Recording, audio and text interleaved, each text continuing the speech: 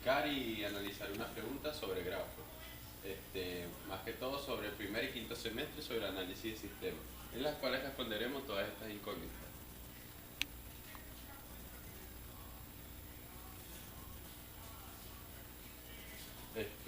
Primero que nada vamos a analizar bien el pensum de análisis de sistemas, donde las materias que se van a ver serían los vértices del grafo y las relaciones o las relaciones de cada materia serían las aristas.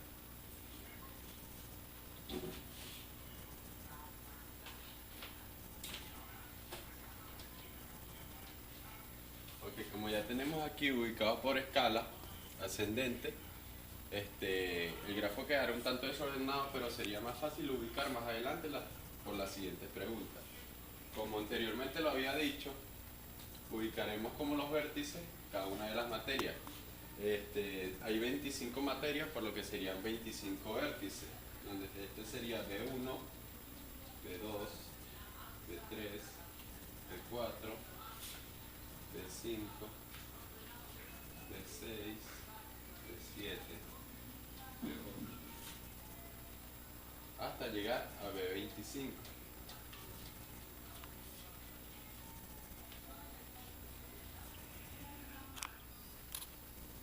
Ya teniendo todas las materias ubicadas, en este caso serían los vértices, estudiaremos el pensum y veremos qué materia prela la otra. Las aristas, en este caso las materias que prelan las vamos a ubicar con las letras del abecedario. Según el pensum me dice que B6, para poder acceder a la materia de B6, necesitas pasar la materia de B1, por lo que esto lo representaremos con una arista, la cual llamaremos A. También cabe destacar que B7 también la prela la misma, por lo que también esta llevará otra arista, la cual llamaremos B, y así sucesivamente. Ya con esto se puede observar el grafo ya hecho, con todas las materias y todas las relaciones que pueden existir. Es un tanto desordenado, pero es más fácil ubicarlo de una forma por escalones. Y aquí hay preguntas que me preguntan qué longitud, de qué grado de longitud hay una cadena. Y es necesario verlo más fácil así por escalones. Ya con esto podemos empezar a responder las siguientes preguntas.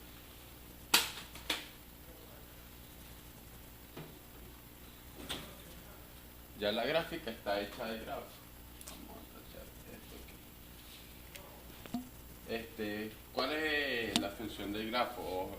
La función del grafo podría decirle la materia inicial con una materia final, es decir, el inicio y el extremo, que están enlazadas mediante la arista, que sería la prelación. En este caso diríamos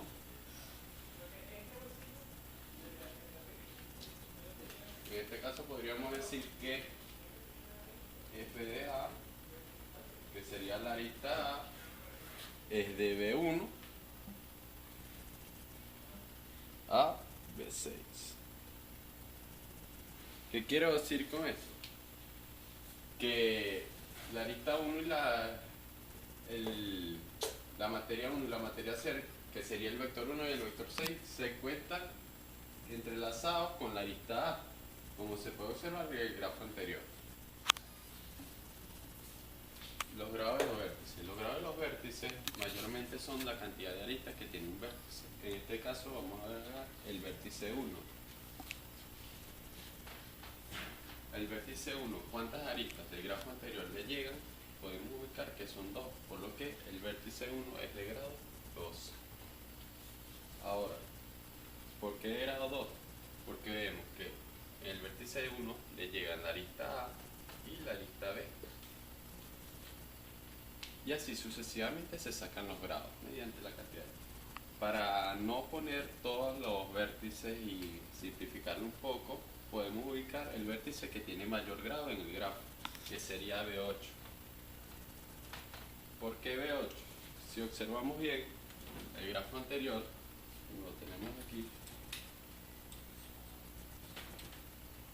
lo tenemos aquí, y nos fijamos en el vértice 8, podemos observar que el vértice 8 se relaciona con una arista aquí 2, 3, el 4, el 5 que va desde 25 y el 6 desde 20. ¿Ok? Ahí están las 6 aristas que lo persiguen, por lo que podemos concluir que el vértice del grado 8 es igual a 6. Este es el vértice que más relaciones tiene, es decir, más aristas conlleva. Por lo que ya lo otro se puede concluir, o es más fácil concluir cuántas aristas o el grado del vértice que es. En otra cosa también podemos decir que el vértice 5, por así es de grado 1, porque nada más tiene una arista que lo relaciona. La siguiente pregunta sería... Con la siguiente pregunta hay que tener en cuenta que serían las matrices de adyacencia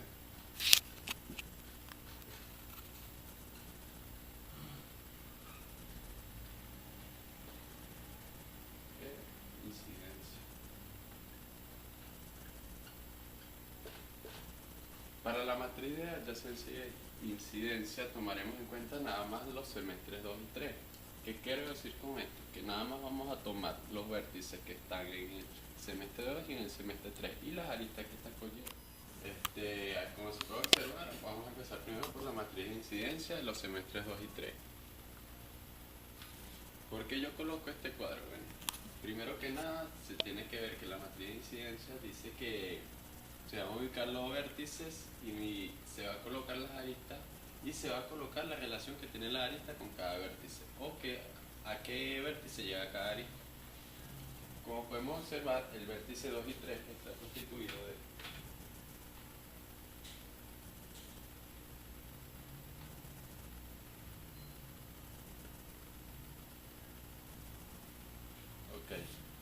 ¿por qué 3 aristas puse nada más?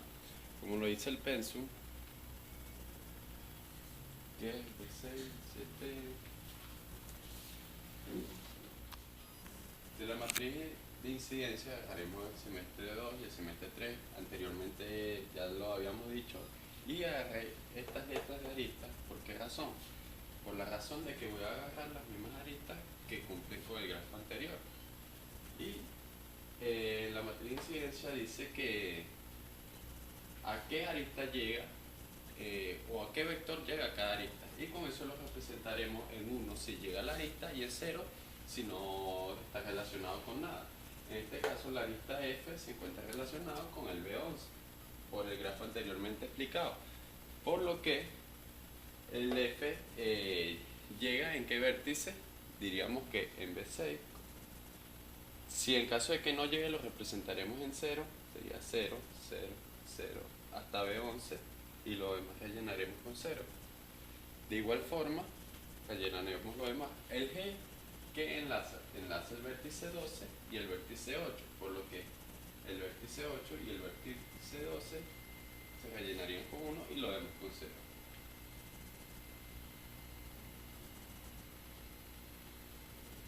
Igualmente el vértice 13 y el vértice 8 se encuentran relacionados mediante la arista H, por lo que rellenaremos con 0 y 1 lo que corresponde. En este caso sería 0, 0, aquí el 1, porque llega en la arista 8, sería esto que está aquí, T, H, se puede observar, sería la arista 1 aquí, 0, 0, en 12 llegaría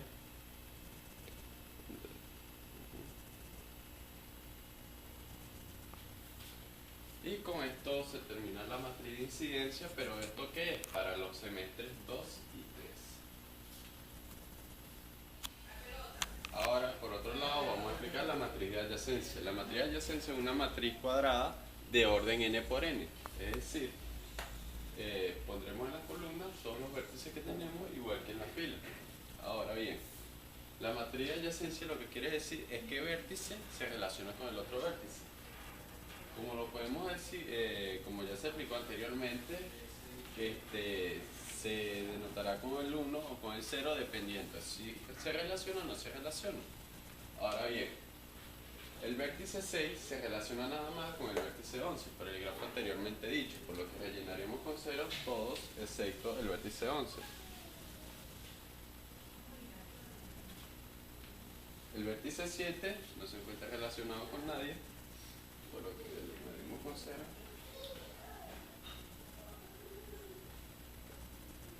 Ahora bien, saltaremos mayormente ya al otro vértice que se relaciona, que sería el vértice 12 y el vértice 8 y también el vértice 13 con el vértice 8. Ahora, lo tenemos aquí. Relacionaremos el vértice 8 con el vértice 12. 0, rellenaremos con 0.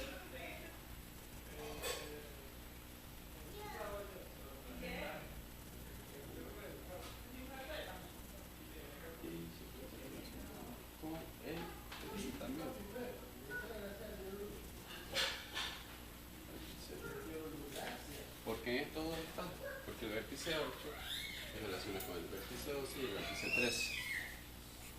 El vértice 9 no se relaciona con ninguno, todos estarán rellenados con 0, igual el vértice 10, y igual el vértice 11.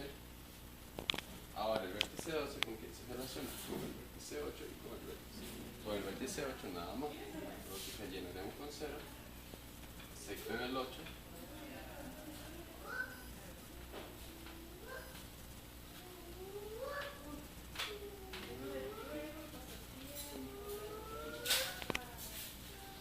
Y el vértice 13 nada más se relaciona también con el vértice 8, que es el análisis con 1 aquí, y los demás con 0. Ahora, ¿qué quedaría?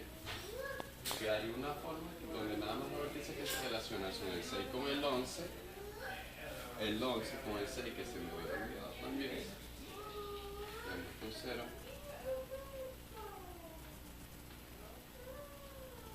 y todos los demás están cayendo con 0.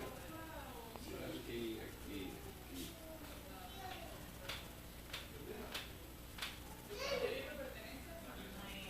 Todo esto relacionado con 0, ya que no se encuentran relacionados esos vértices.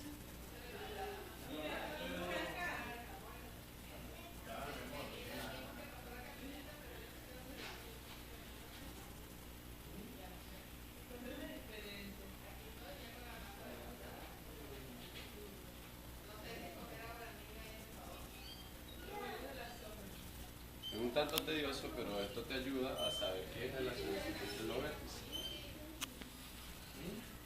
La siguiente pregunta sería, ¿existen vértices colgantes o aislados? Haciendo referencia al vértice original que teníamos de 25 vértices y las demás aristas. Si podemos observar, aquí tengo el vértice anterior, un poquito desordenado. Existen vértices tanto aislados como colgantes, que los remarcaremos. Aquí existe un vértice colgante. Aquí existen vértices aislados. Podemos observar, esto a pesar de todo es un vértice colgante también. Entonces sí existen vértices colgantes y sí existen vértices aislados. Existen tantos que habría que sacarlos y ponerse a estudiar. Pero como la pregunta nada más me dice que sí existen, la respuesta es sí, y ya les estamos demostrando el porqué. Un vértice colgante es un vértice que no está prelado, un vértice colgante es un vértice que está prelado mediante una arista, como se puede observar aquí. De 5 y de 10 nada más están prelados por una arista, y es de grado 1. Excepto un punto. Pero si podemos observar, un vértice aislado es el vértice de grado 0, es decir, que no la prela ninguna materia en este caso. La siguiente pregunta sería, ¿es un grafo simple? La respuesta a esta, ya que el grafo original no es un grafo simple. Ahora, ¿el por qué? Según la definición, dice que un grafo simple es aquella que no tiene rizos. Y entre cada par de vértices, diremos esto B1 y B2, existe solamente una arista, que llamaremos A en este caso. ¿Qué pasa? Nuestro grafo existen vértices colgantes como también existen vértices aislados, es decir, que no se encuentran unidos mediante ninguna arista, es decir, están en el aire. Y tendríamos que unirlo. También sería incorrecto si entre esta arista existe también Entre estos par de vértices también existe otra arista. Si existe otra arista en este par de vértices, también le podríamos decir que no es un grafo simple. Bueno, la siguiente pregunta hace referencia a si el grafo original es un grafo regular. También la respuesta a esto sería no. La siguiente pregunta hace referencia a un grafo completo. El grafo original no es un grafo completo, porque dice que un grafo completo es cuando todos los vértices son adyacentes, por lo que no es un grafo completo. Un ejemplo, les haremos un ejemplo de grafo completo. Un ejemplo de grafo completo sería este. ¿Por qué? Por la razón de que los grados de los vértices es iguales y cada una de las aristas es única. Por lo que en el grafo original no se muestra nada de esto, el grafo no es completo. Existe una cadena de longitud 4 en el grafo. La verdad es que sí existe una cadena de longitud 4. Si nos fijamos en el grafo original, un poquito desordenado, y salimos desde B3 o B2, en este caso saldremos desde B2, podemos agarrar B2 por la arista 6 hasta B8, B8 por la arista H hasta B13, B13 hasta el vértice 18 por la arista M, y de B18 a B24 por la arista S, formando una cadena de longitud 4, que la podemos colocar aquí. Si existe. Sí, que sería desde B2, BA,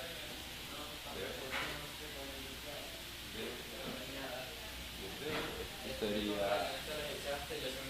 H hasta B13,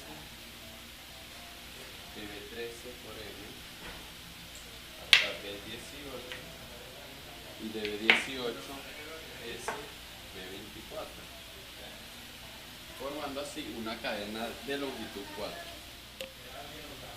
Ahora la siguiente pregunta es un poco más compleja. Dice si en el grafo original existe el ciclo de longitud 4. La verdad es que sí existe el ciclo de longitud.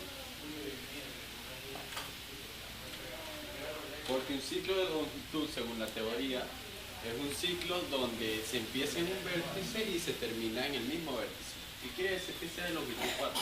Que tenga una longitud de 4 vértices y llegue al mismo vértice. En este caso podemos arrancar el mismo ejemplo desde B8, subir hasta B13, subir hasta B18, hasta B24, hasta B19 y volver a llegar a B8.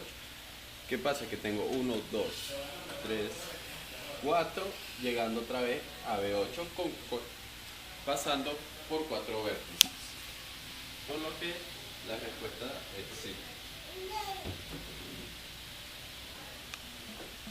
Para la siguiente pregunta hace referencia a si es un grafo conexo. Según la definición de grafo conexo, es un grafo que está relacionado mediante una arista.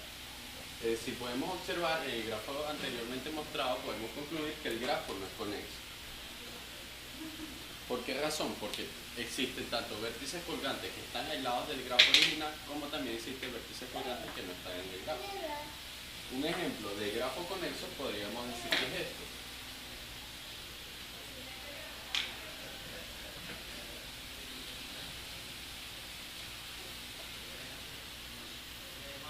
Donde este vértice que está aquí conecta a estos dos grafos.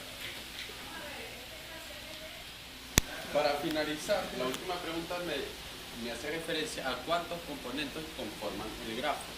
Si nos podemos fijar, existen 4 componentes. ¿Por qué razón? En el grafo original, este que está acá, se puede observar que aquí hay una componente aislado de un grafo, el grafo completo que interlaza todo esto, que sería el segundo componente, y los dos puntos o vértices aislados, que sería el tercer y el cuarto componente. Es decir, el grafo está compuesto de 4 componentes. Con esto finalizó el ejercicio de grafo, haciendo referencia al pensum de análisis de sistemas.